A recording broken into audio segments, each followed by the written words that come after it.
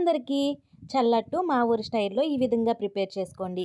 ఇలా ప్రిపేర్ చేసుకుంటే చాలా స్మూత్‌గా, చాలా టేస్టీగా భలే వస్తాయి. వెన్న తీసుకున్న మజ్జిగని పారబోయకుండా అందులోకి శుభ్రంగా కడిగి పెట్టుకున్న బియ్యాన్ని వేసుకొని, హాఫ్ టీ స్పూన్ వరకు మెంతులు కూడా వేసుకొని 5-6 గంటల వరకు నానబెట్టుకోండి.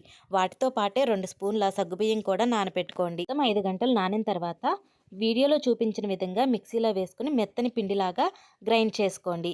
ఈ గ్రైండ్ చేసుకున్న పిండిని మరలా ఒక 4-5 గంటల వరకు, కనీసం 3 గంటలైనా సరే పిండిని పులవపెట్టుకోండి.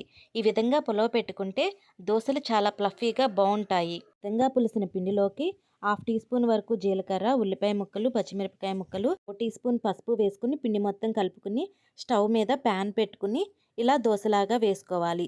మూత పెట్టుకుని ఉడికించుకోవటం వల్ల లోపల నుంచి మెత్తగా ఉడుకుతాయి. స్టిక్ ప్యాన్ మీదే కాకుండా ఎలాంటి కడాయిలోనైనా చాలా ఈజీగా ఈ మజ్జిగట్లు వస్తాయి. ఈ విధంగా ఒకసారి ట్రై చేయండి.